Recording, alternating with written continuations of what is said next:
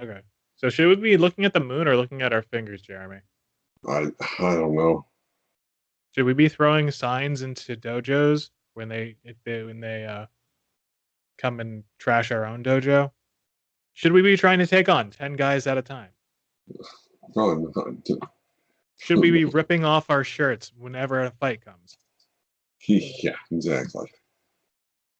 All these questions and more we will be answering today on Karate Without Belts.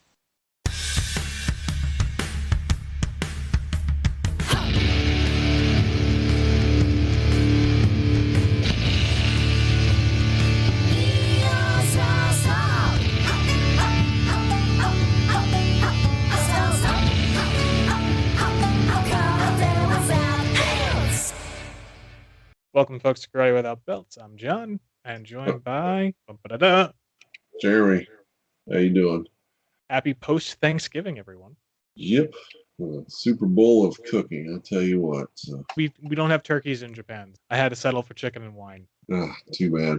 Well, whenever you get back over here, I'll have to do a turkey for you. So, Well, you see, it's possible to buy chicken in Japan, but if you're talking about like something as relatively small size you'd get for like $20 in the States, you probably end up paying 60 around what's equivalent $60 here. no, I got you.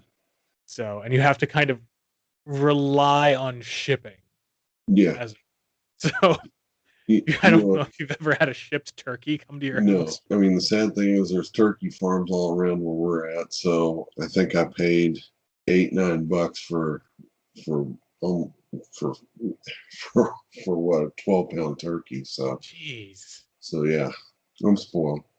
They only are native to North America, I believe. They're not anywhere else in the world. So I guess that's why we got the gooses. So Jeremy, what have you been working on other than fighting turkeys and marinating them for several days on end?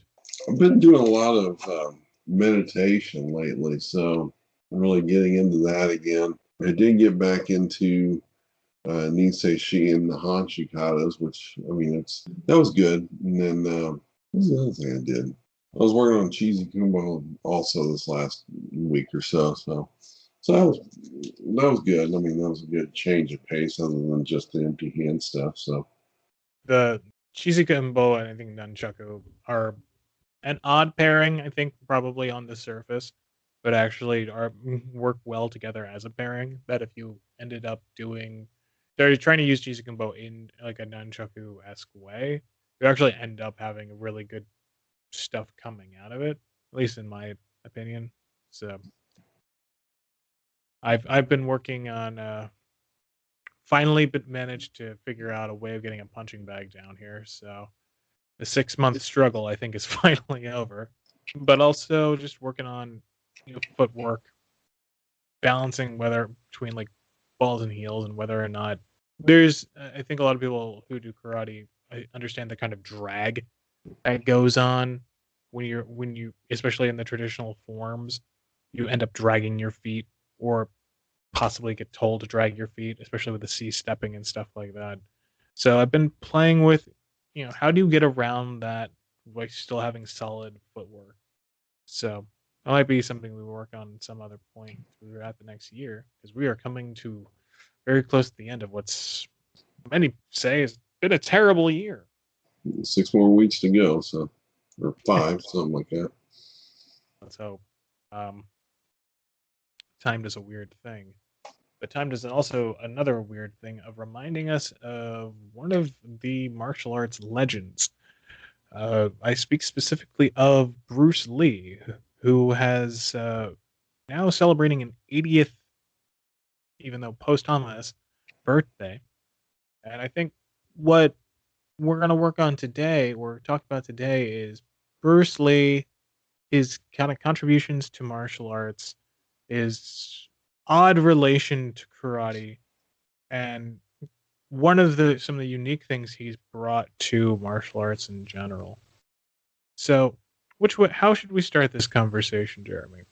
I think just to kind of kick it off, I think probably kind of just remembering kind of the first remembrances of watching Bruce Lee in action, or or a movie, or however you want to call it. I mean, You would have a longer memory of this than I do. yeah, I mean, it's kind of interesting because the first movie, The Big Boss, or Fist of Fury. I mean, it's basically the same. It's the same thing. Just depends on where you're at in the martial arts arena. I mean, I wasn't alive it when that really hit. I mean, it was just before I was coming around, but I mean, I kind of attribute that kind of to more like a Star Wars. Because when Star Wars came out, nobody had seen anything like it.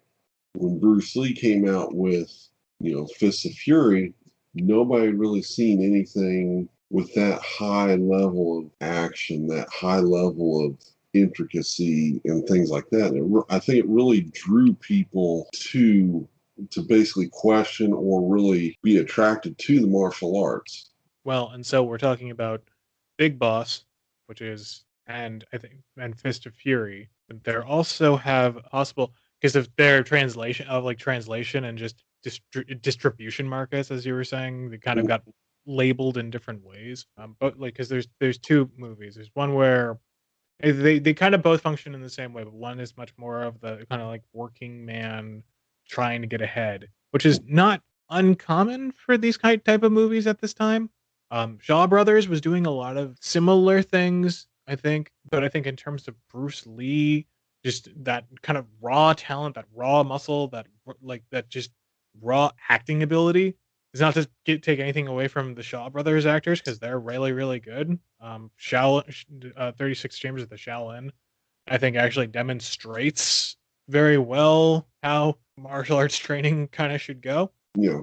I guess when you first interacted with that, was that on broadcast TV type deal, or was that seeing that happen in the theater? No, it was replayed on TV. First time I'd seen anything on of that. I mean, it really developed a whole new genre of movies. To be perfectly honest, I mean, or some type of theatrical performance, such as like, I mean, in the '70s, after Bruce Lee, I don't know, I don't know if he was 100% contributed to this, but I mean, I remember when I was a kid, you get up on Saturday or Sunday or whatever, and usually early afternoons, kind of nap time or whatever, but there'd always be like black belt theater on, and I mean, it'd be some different kind of karate, kung fu, some type of martial arts movie of some kind. I mean, there were some good ones, and there were some not so much, but it was entertaining, needless to say. So, Well, did you ever watch The Green Hornet? later on, I mean that was back in the '60s. That was before I was born. I did have the TV series or part of it on VHS for a while. One of the Somehow, solo episodes that they managed to sell on VHS. well, I think it's more personal collection off of some rerun off like TBS or some. Oh wow! Yeah. So I mean, it was something that I'd recorded off TV that they were rerunning back in '80s, '90s, somewhere in there. So I do enjoy how Bruce Lee is possibly the only real martial artist who is not fictional, other than him playing a fictional version of Kato, to actually meet up with Batman and Robin. yeah, You have the memory of seeing it, being able to see it on. But by the time like cable rolled around, all of that stuff had been moved from kind of like network television onto cable. yeah, When I was growing up, we never had cable ever. So everyone would say Bruce Lee when I was younger, and even when I had started martial arts, I had no idea who Bruce Lee was. I had never seen a Bruce Lee film until they were selling Big Boss and these two movies, which I think they end the up being Chinese Connection, Fist of Fury. Fist of Fury, and of course, Enter the Dragon, which that was the one that really. Yes, that was the one that was so. I was watching a documentary on Netflix and it was basically on like Hong Kong filmmaking and how this oddly enough had a weird connection to hip hop and had like a connection to like how what was going down in the 70s in Brooklyn and Hmm. how Hong Kong, even though they were like miles apart, different cultures, different settings, like completely different ethnic groups and all this stuff, had this weird but yet same affinity for one another. They were working class. They were trying to prove themselves. They were trying to create something that related to themselves. I think those two earlier movies he created, Big Boss and Fist of Fury, were trying to do that in ways that kind of the other classical, traditional styles of Shaw Brothers type of movies really weren't. Because a lot of those other movies were parroting Chinese fiction to, in some way, shape, or form, or Chinese history that we had no access to. We had no idea what that was about. We just thought it was, guys in weird uniforms and sometime a long time ago. But Yeah. when he was making the Fist of Fury, I mean, there's a lot of historical sentiment there. Hmm. I think that gets into his somewhat of not. He's has very overt criticism of karate and overt criticism of like traditional styles, but I think that goes also to his overt kind of despisal of Japanese martial arts. I guess not this despisal, but he had that had to be played up in the film as that Japanese martial arts were not better than the stuff he was learning, because you get two very clear schools hating each other. It was clearly set at a time where one was taking over the other. Well, I don't know. I mean, after reading, his book, The Tao of Jeet Kune Do. I've read it. Kind of interesting. I enjoyed the book. I mean, it was really pretty good. I think he got to the point after reading that book, it was like we get into a lot of discussions about how he's the forefather of MMA and things like that. And in some ways, I definitely see that because I think he had the introspective, or at least to really look at what worked for him, what worked and what didn't. Now, do I agree with everything? I look at it as maybe I'm not seeing everything he did, and that's cool. Maybe I see things a little bit different, but I really think that he was really onto something where it's like, there's a lot of stuff that's being taught that you really either needs to be adjusted, explained a little bit differently, or scrapped altogether. I mean, in some ways, it does relate to karate in some ways, shapes, and forms. And I don't disagree with that. But I think he was also looking at some of the kung fu styles. I think he was looking at, some of the, Korean martial arts. I think he was looking at everything. I don't think it was specific to one thing or the other. So I Right. think, and I mean, some of the things he would bring into what he was trained on, such as, he'd even bring in boxing and weaponry and, different things like that. And I think that's where his true, I don't know, cult, I wouldn't say cult, but I mean, his following and people really, I don't know, getting behind what he had because he had a lot of enthusiasm behind it also.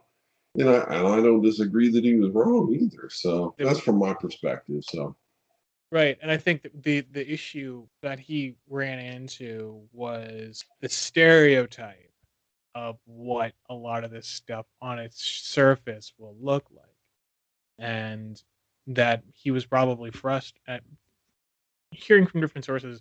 Recently, there was some like lost audio that came up in the South Chinese Morning Sun. I think that's what the newspaper is called.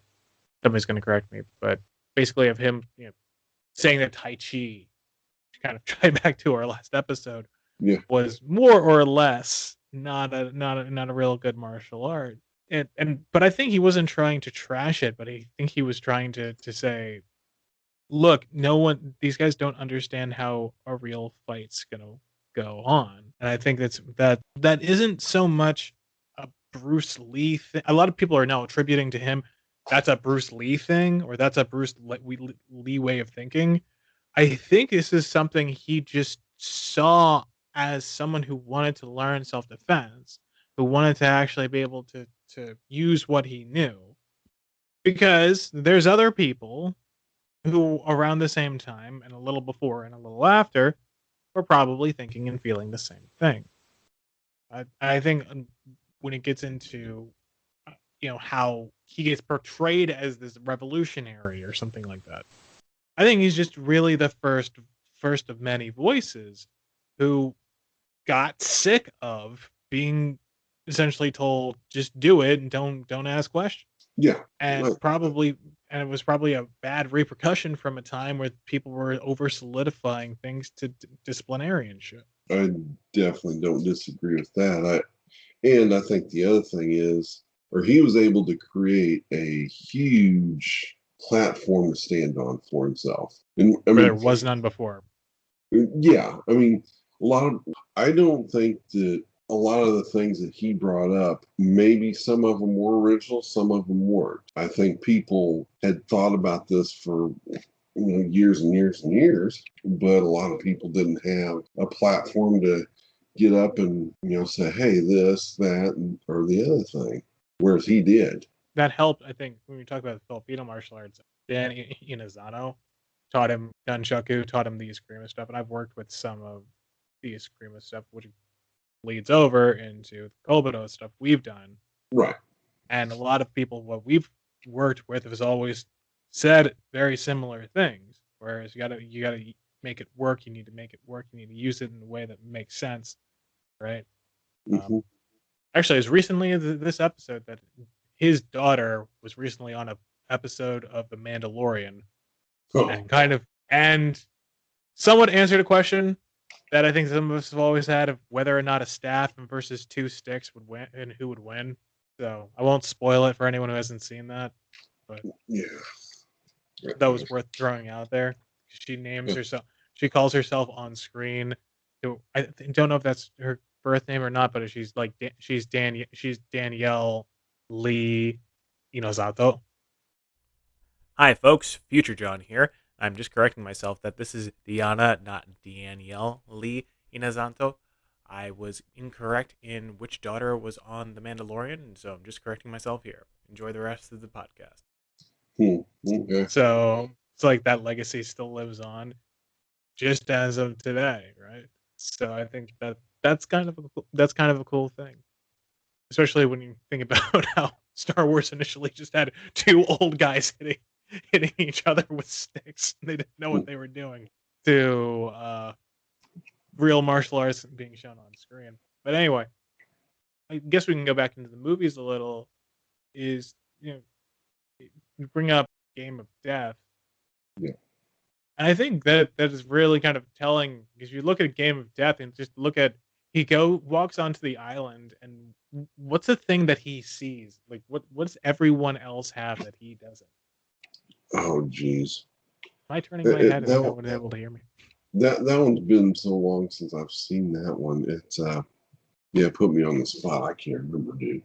Well, he goes on the island, right? Like he's there with like the two other guys for their actual names. I want to call him Kareem Abdul-Jabbar. I know that's not him. I know that's not who that is. No, the one guy is Kareem Abdul-Jabbar because that was a student of his. No, I'm not talking. Not that movie. Are you talking about? Are you talking about Enter the Dragon? Enter the Dragon. Sorry, that was wrong. Oh yeah. Okay. We'll just cut that out. That's fine. Because we have the ability. But that wasn't Kareem Abdul-Jabbar. I mean, the one guy was Jim Kelly. Yeah, there was Jim Kelly, and then John Saxon. Yeah. Who I'm pretty sure wasn't a martial artist. I'm pretty sure he was just like an actor dude. I think he's more actor than martial artist at least. So. But I just remember, so in that movie, Game of Death is plagued with like editing problems and the fact that I think they didn't necessarily finish everything before he died. When it gets there with Enter the Dragon, like he walks onto the island. What's everyone have? They all have these like weird yellow karate gis, right? And they're all rubes. They're all people who are just fallen for, like, they're all there in the worst horse stance you've ever seen, going And I think that's kind of a a visual metaphor for how Bruce Lee saw a lot of martial arts schools. Well, Right? you can go out to YouTube and see a lot of that too, but that's beside I mean, but But it's still this case today, which yeah, is which is the thing where it's like I think this is where you get in every generation someone who's going to stand out as a martial artist, or a lot of people who are just rubes in lightly yellow gis following a guy with one hand, surrounded by a bunch of you know women on his private island. I don't know where I'm going with this metaphor, but the idea being that like all these guys are going to follow somebody who supposedly is teaching them the right way, when in reality, it's not the guy. yeah. I do like how in that movie he's like, "Why don't you just shoot him? Guns aren't allowed in the island." All right, that's a great plot device. No, true. But, I mean, there was a lot of people in that ended up becoming pretty big stars, like Bolo Young. Oh yeah, who is also in another movie we probably should cover at some point, Bloodsport, or the Well, I Kumite. mean, if you're going to cover that, you know how to cover Double Impact too. I mean, come on, let's do the let's do the whole. We are gonna do this. I still like Double. It is a corny movie, but I still it's a fun movie. Anyway, Well, and that's the thing where I think Bruce Lee brought good show. You can have really good acting. You can have fun in the movie. I think itself, despite it, this Enter the Dragon being the movie that offs does the thing where it fridges the only African American in the film. Kind of stupid reason. It's like kind of dumb how he died. He like was like thrown into like a vat of like boiling water or whatever, or he's like, so yeah, like dies in the dumbest way. yeah, Um, but the visual influence from this, I think, is very striking as well. Like how he showed people that martial artists are not people hide like their bodies are not hiding behind gis, that they need to be athletes, and I think that is a lesson that is we are keep on drinking the like amnesia on hmm as community, where we're just not focusing on the athletics enough, where he he almost for a long time made that exclusively what he did. yeah, And I don't think I was looking for the aesthetic appeal. It was just, you're a martial artist, you need to be athletic. He has an yeah. entire book about it. True, very true. I and I think the other thing is I think it really brought people's curiosity to everything, to it, wanting to actually you know actually do it, as opposed to just hearing about some mystery art or this, that, and the other thing. And Right. I think in that aspect, it's definitely been good for the martial arts. So Well, it demystified it, right? He in one hand criticized it, but on the other hand promoted it. right, If he just wanted to completely criticize it and throw it away, I think this goes into the through line of, because I wouldn't necessarily say he is a precursor, but I think there's a line of thought you can go from saying traditional martial arts, sometimes useless. Use what's effective. Don't use what's not effective. What effective? Where is what effective? What is effective is what's in the ring. What is in the ring is what's going to work. Has to be full contact. Ergo MMA. and then that brings up another point. What when you've got the confrontation ahead of you or facing you? What are the rules of engagement? Right. I mean, you know, obviously, when you're in a boardroom, that's one set of rules. When you're in a ring, when you're, point sparring, when you're, in the octagon, if you're on the street, all those have got different rules of engagement. And I think that's one of the things I don't know if he demystified, declassified, or as I like to say, I think he brought some real integrity around it. And he declassified martial arts. Was he working for the CIA? Yeah, might have been. I don't know. Back So actually, Enter the back then, Dragon was every- in fact just somewhat autobiographical. yeah, I think back then everybody was working for the CIA in one shape or form. I mean, depending upon which movie you hear from, like Steven Seagal, I think he did too. But anyway, that's beside the point. Oh, the Steven Seagal. We're gonna have to have a completely different podcast dedicated to Steven Seagal, but I get it, just a subset series, Karate Without but Belts, the Steven Seagal saga. I do think he did bring. That was one of the things I think that he did bring to a lot more, like I said, reality, integrity to the martial arts. Like, look, if you think you're training in this from somebody who doesn't know what they're, I mean, some people know what they're doing, some people don't know what they're doing. Right, and I think I always forget who it came out with a really bad movie of this a couple years ago about it's really really bad. I don't recommend anybody watch this movie, but there's that legendary fight he has with the Chinese Tai Chi and martial arts guy Wong Jack Man, Oh, yeah. and how they're. I mean, he died only 2 years ago, and that's like when that movie. That was around when that movie came out too. So I don't know who that's more disrespectful to.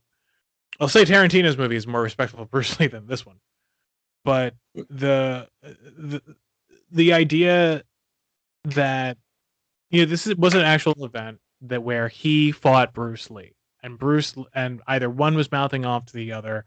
Both parties make different accusations, right?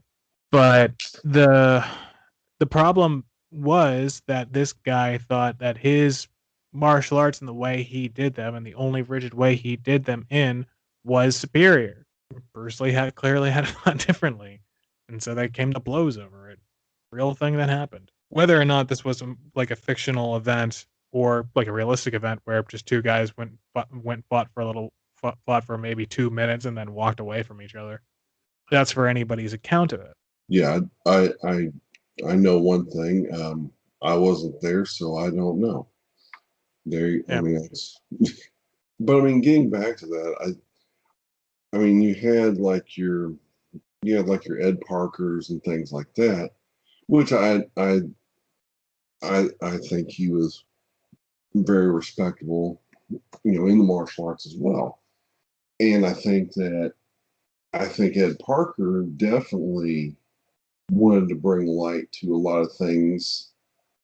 I think he was at least open to knowing that he didn't know everything, and he was at least open to seeing different stuff. And I think in a way that kind of also helped Bruce Lee as well. It gave him another platform as well. I think Ed Parker was one of. I don't know if he really started this before or after Bruce Lee kind of came on the scene, because I mean, Ed Parker famously gave Elvis a black belt.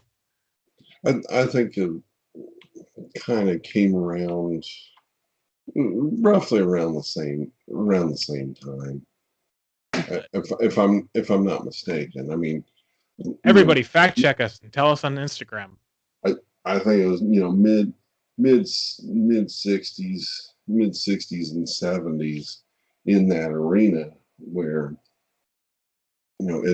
Ed Parker would have these big events to where he'd bring a lot of different people in, whether it be a tournament, whether it be a seminar, different things like that. How much have you worked with Ed Parker's guys? I had some interaction with them a little bit, very briefly. I've had a handful. It's interesting. I mean, I wouldn't say bad. I mean, there's some similarities some of the philosophical similarities to what we do, but they go about it a little bit differently, and that's cool. I mean, that's what I've run into. But, And I think the Ed Parker crowd is, I think, the first attempt to create, because Bruce Lee created Jeet Kune Do. There's the debate whether or not Jeet Kune Do needs to be a silent with itself or just a philosophy in which you work out of, right?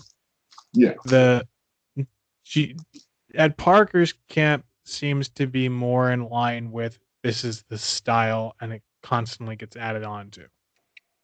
Mm-hmm. And I think this was a strong trend through the 80s up until the 90s, which I think was the dress rehearsal for what became, as well as kind of the two through lines that became almost one, where they seem the most trying to be in line with what MMA is doing, right? Mm-hmm. To a degree. They're trying to keep one foot in the traditional and one foot in the modern, Right. supposedly. Maybe podcasting is what we call postmodern karate, where we just don't know why we're doing karate and just constantly question the concept. But getting back to Bruce Lee, I think the idea, I think the biggest contribution he ever had was showing people that you could take what you've got, break it, and put it back together again in a modern context, in a modern setting. And I think that this is probably something that was done for years and years and years, that we have little to no, that we have only pieces and scraps of evidence of. But I think he showed a decent framework on how you actually go about it yourself. The biggest issue with that is you're leaving it to other people. You're leaving it to them to figure out. I think that was his greatest contribution. I think he showed the most difficult part of it all. And I think what his contributions were, both on film and in martial arts, left a fairly decent legacy, and one that had showed a lot of integrity and a lot of, we have nothing but respect for. I think his issue with karate was more from the superficial level in which it was being taught, or which it was being presented, and the weird rules that the tournaments had at the time. Well, I think that was part of it. I think the other part that he had a real big issue with was, I think he had a bigger issue with people not willing to change. Right. I mean, just from things that I've read and different interviews that I've seen, I think that's where he had more of a problem with. I think if you had somebody that was willing to change, willing to look at things from a different perspective, he was all cool about that. I mean, I'm not trying to speak. Obviously, I'm not trying to speak for this man. But just from the interviews and, like I said, the stuff that I've seen, it just seems like, don't be so stuck in your ways. You got to be able to change. Kind of the old Heartbreak Ridge, Marine saying is, you improvise, overcome, and adapt. Well, and I think that the big thing with that was his somewhat hatred of, or supposed hatred of, forms. Mm-hmm. Right? Supposedly, the guy hated kata. He hated forms, and I think because it was taught that this is how you fight in a fight. Mm-hmm. And from a perspective of just wanting to get in there and do it, and just do the techniques, or make it everything the most efficient it could possibly be, he wasn't wrong. Mm-hmm. Right? If that was your only understanding of form, and if that's the only thing you're ever taught, that's the only thing you ever know. Yeah, I think there's been a large attempt in recent years to make his teacher Ip Man look more impressive than he actually was, but that's just my opinion. Yeah, I mean, not to disrespect him, but no, yeah, no. I think just all those movies, Donnie Yen, great martial artist, but I mean, fun movies, but they all end the same way. Bruce Lee came and he told him to go away. It's interesting. One of the senior students that we trained with for years and years and years. Yeah, I mean, I got to sit down with him one time, and he was telling me some of his backstory and stuff. And when he started training, they asked him, he was like, what is it that you want to get out of this? He goes, I want to be a great fighter. I was like, well, you don't need this. Go to the bars on Friday night and get into fights, and you'll learn to know what works and what doesn't. Yeah, and there's a lot of truth to that. I mean, yeah, if you want a shortcut, and that's your only, I think it's also very much of a young man's view of it, Mm-hmm. because I want to be a good fighter. All right, start messing with people and learn how to run from the cops. Well, yeah, I mean, today, even back then, Back then, it would be, depending back in upon the where you 60s and live, 70s, back in the 60s and 70s, it's cop not like things. today. Not like today. Today, it's almost if you breathe on somebody, you get actually charged with assault, So it's, Well, I think it's how enforced it is, and there's also, we can get into yeah. changing views of masculinity another time, but the consensus I think he had with Kata wasn't wrong for what he was taught. It wasn't wrong for what people were showing. Because if Mhm. this is all you see people doing, and this is all you see what's going on, his criticism of is not incorrect. Hmm. So the people who and we see this weird double down nature with people, and karate kata and kung fu kata or whatever, is where they have to double down of either saying this is what's going to work and you just need to trust it, or I need to look at it better and explain it better. Hmm. And I think a lot of people chose the former than the latter, but I think the people who chose the latter are actually the ones who are standing. Yeah. So At least with dignity, at least. So. yeah, and I think that goes into your point on integrity, where if someone is able to accurately criticize what you're doing, then it is on the onus is on you to respond to that appropriately. Hmm. So that doesn't mean getting in a fight necessarily, but being able to at least explain what you're doing. Absolutely. But I don't think that, especially then, I don't think people were able to do that as well. I think there was a lot of, you have to understand when someone's actually trying to explain it or actually trying to change what they're doing to make it work better, as opposed to just explain away. Well, the other thing I thought about not too long ago, and it goes, I never thought I'd bring this up in a martial arts forum or one of our podcasts, was the great salesman Zig Ziglar. And I don't know if have you ever heard this story Think we've actually think you've actually brought this up on the podcast about the ham? About the ham? Yes. Yeah. Where he brings home this prize-winning ham, and his wife goes and cuts it off. Cuts it in half. And goes, "What are you doing?" He goes, "Well, my mother always used to do that."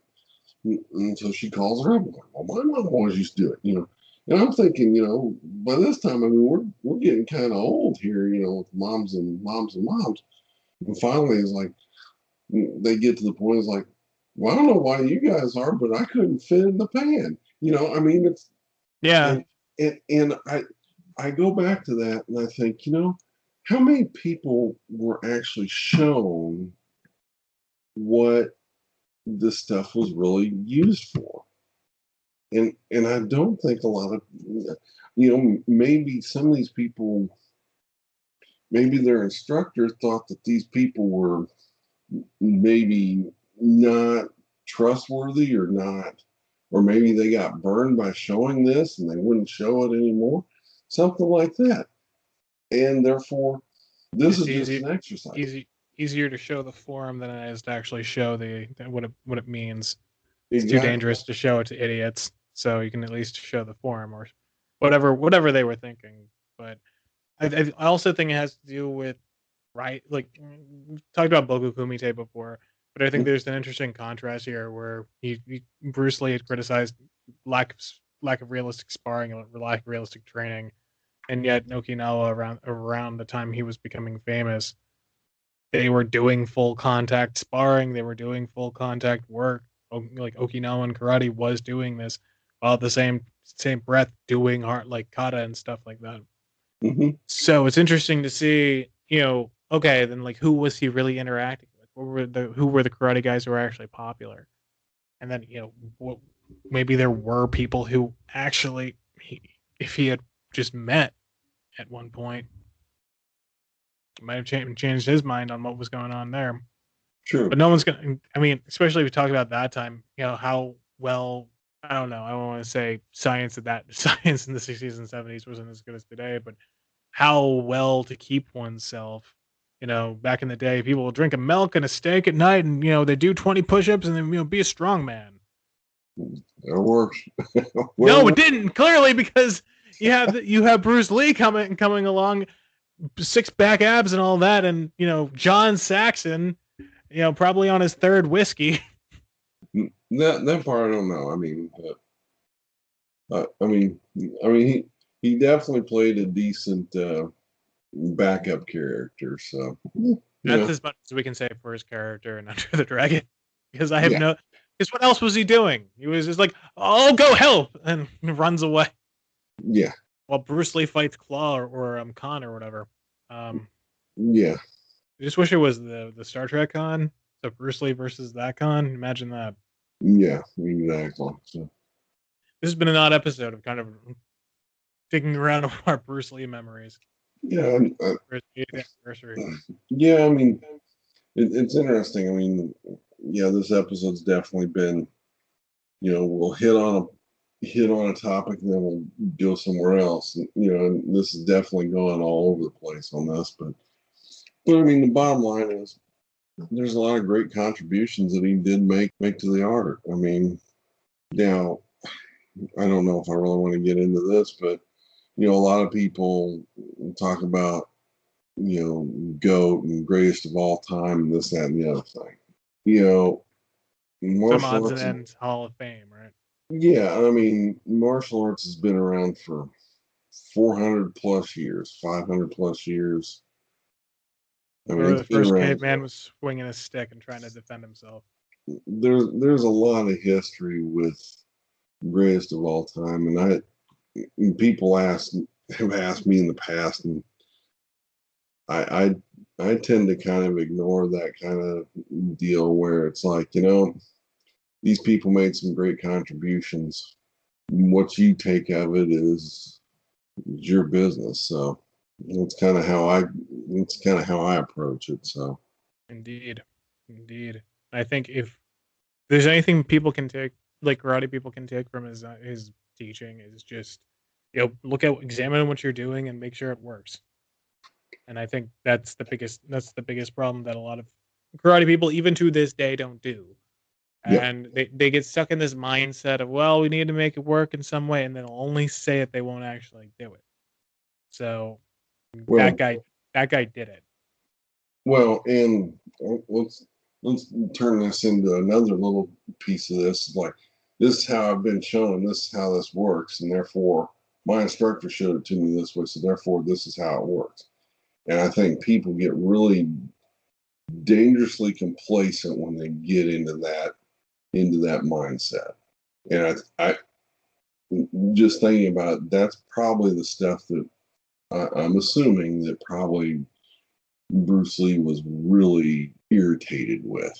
Isn't that great that not but like probably 50, 60 years ago, they were dealing with the exact same issues we were dealing with, and they still live with us today.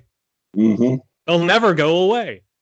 I think he's somebody we can point to and say he dealt with those issues and he overcame them, and he became as strong and as in shape and as skilled as he was, right? Mm-hmm. With integrating pretty much everything he ever learned, including cha-cha dancing. Mm-hmm. So, and he overcame a lot of adversity, especially when it came to not only the martial arts world, but the fact that the Hollywood industry never saw him as any sort of leading man material based on his ethnicity. And so, and if it wasn't for him, we probably wouldn't have had things like Karate Kid. We probably wouldn't have had things like any of the martial arts movies, any of the things that we have today. Well, I mean, Any of the things that precipitated in the 80s and 90s, and well, to I mean, today. I mean, not yeah. I mean, you wouldn't have you probably wouldn't have taekwondo, karate, kung fu, keto, even your MMA, Brazilian jiu-jitsu schools. You would not have that almost an entire industry. Not in the same way. No, it would be much smaller. So I think we owe him, even as traditional karate people, supposedly. I kind of want to inaugurate a term of just saying like we're the beltless or something like that. We don't really have much of a term for ourselves. We're not real. I don't know if we'd say we're traditional martial artists anymore. But then again, did we ever sit and call ourselves that? Something we'll have to think on for another time. But Definitely. anyway, Cool. so Jeremy, what are you working on this week? I'm gonna get back into more than the Hanchi katas and probably tomorrow Saison start working, really breaking those katas down again. So and see what else I can get. And then the other thing we were talking, offline a couple weeks ago um, about the Joe box and stuff. I'm gonna break that back out and start working with that much more heavily as well. So Yeah, and I think at some point we're gonna probably put together something regarding both of those things, maybe in concert or maybe separately. But mhm. those are, I think, talking kind of tagging back into the main topic for a second on that. Breaking down Nahachi and breaking down Joe Box and using these things as tools, Yes, as you've always shown me, and as we've always been shown to a degree, is how we even work on a kata. yeah, You know what I mean? Like, what does that mean? Does that just mean practicing it? Does that just mean doing the form over and over again? no, And so I think in the future, coming into 2021, God willing, something maybe we're gonna start working on, start showing. yeah, absolutely. Cool. Well, Jeremy, thank you for coming on today. I know, if you haven't noticed, Jeremy's kind of fighting a cold, so he's kicking back a lot of the lozenges as we're doing this. So Yeah, and drink a lot of water. So yeah. So thanks for as always for being on with me, sir. And yeah, everybody have a wonderful rest of your holiday season. Whenever this is going to come out, God knows when this is going to come out. And don't forget to keep training.